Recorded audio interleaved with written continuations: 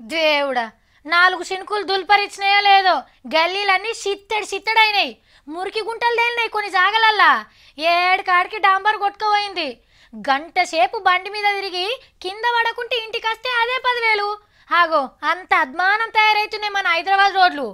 ఇక ఆనలు జోరు అందుకున్నానంటే మనకున్నట్టే పోన్రి. మనం మొన్ననే చెప్పుకున్నాం కదా పట్నం సడక్ల సక్కదనం. మనకే అనుకున్నాం కానీ మంత్రి కేటీఆర్ సార్ కూడా అట్లనే అనిపించిందట. ఆ ఎయిర్పోర్ట్ రోడ్ కింద అది వేరే దేశంలోకి వెళ్ళిపోయినట్టు ఉంటుంది. అదే రకంగా మన అవుటర్ రింగ్ రోడ్ ఉంది. మన నగరంలోనే కొన్ని రోడ్లు అంత అద్భుతంగా ఎందుకున్నాయి, మరి మిగతా రోడ్లు ఇంత చండాలంగా ఎందుకున్నాయి? ఒక స్ట్రైట్ గా నేను సగటు పౌరుడుగా నా బాధ చెప్తా ఉన్నా. గీ ముచ్చట కూడా మొన్న మేము మాట్లాడుకున్నాం సారు.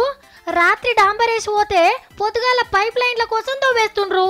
ఇంకో వారానికి ఇంకొకరు వచ్చి భూమిలో వైర్లు గుంచాలని మళ్ళీ ఇంత బొందదోడి పోతుండ్రు సారు. ఎప్పుడు ఇట్లా పనులు నడుస్తూనే ఉంటాయి, కాంట్రాక్టర్ల చేపులు నిండుతూనే ఉంటాయి. దీనికి మీరే ఏదైనా ఉపాయం చేయాలి సారు.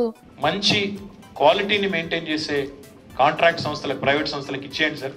ఇచ్చేసి ఈ జోన్ నువ్వు మెయింటైన్ చేయాలి. అక్కడ ఏం జరిగినా చిన్న నొక్కుబడ్డా నీ బాధ్యత, డిఫెక్ట్ లయబిలిటీ మొత్తం నీదే అని అప్పచెప్తే ఈరోజు అవుటర్ రింగ్ రోడ్ ఎట్లా ఉందో, ఆ ఎయిర్పోర్ట్ రోడ్ ఎట్లా ఉందో అదే పద్ధతిలో మన రోడ్లు కూడా హైదరాబాద్లో ఉంటాయి సార్.